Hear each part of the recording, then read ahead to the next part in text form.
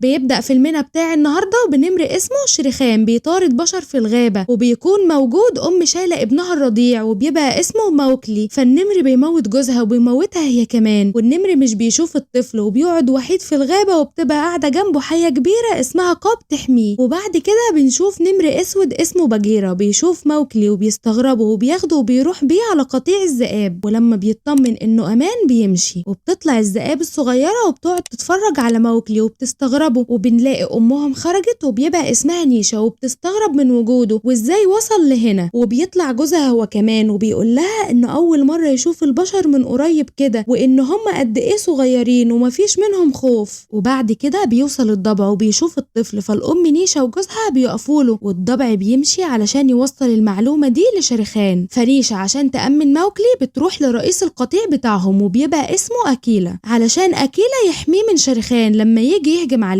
وفعلا راحوا لأكيلا، بس أكيلا شرط عليهم انهم لازم يعملوا له ضمان، والضمان ده انهم لازم يصطادوا له فريسة، وده بيبقى من عاداتهم وتقاليدهم. فباجيرا بيظهر وهو معاه فريسة وبيقول له ان هو اللي هيبقى ضامن ليه، فكان المفروض يكون معاه حد كمان. فباجيرا بيرشح بالو، وده بيكون دب عملاق معاهم. فأكيلا بيقرب من الطفل علشان يطمن ليه اكتر، وبيشوف انه قد ايه بريء. فواحدة من القطيع بتقوله انه اكيد اهله هيدوروا عليه، فشريخان بيقطع عليهم الكلام وبيقول لهم انه اهله ماتوا لان هو اللي قتلهم. فالضبع اللي مع شريخان بيقول لهم سلمونا الطفل ده. فأكيلا بيقول لهم انهم لازم يمشوا وانه مش هيسلمهم الطفل، ولو هو عايز الطفل ده لازم يحارب ويموت القطيع كله الاول علشان ياخده. فبيبدأ القطيع كله يعمل صوت وانه بيواجه شريخان. فبيقول شريخان لأكيلا انك مش هتكون قائد للأبد، واليوم اللي هتفشل فيه انك تصطاد فريستك هو اليوم اللي انا هخلص فيه على الطفل ده. وبكده أكيلا بيكون وافق ان نيشا تكون هي ام الطفل ده، وان هي تربيه مع صغار الذئاب بتاعتها. وبعد سنين موكلي بقى صاحب باجيرا وبقوا بيجروا مع بعض في الغابة وكانوا جعانين. فباجيرا راح اصطاد لهم غزالة علشان ياكلوها، وقبل ما ياكلوا قال له استنى لحد ما الروح بتاعتها تطلع خالص عشان ما تحسش ان هي وحيدة. وبعد الاكل حبوا انهم يحلوا فاصطاد لهم حشرات، ودي تعتبر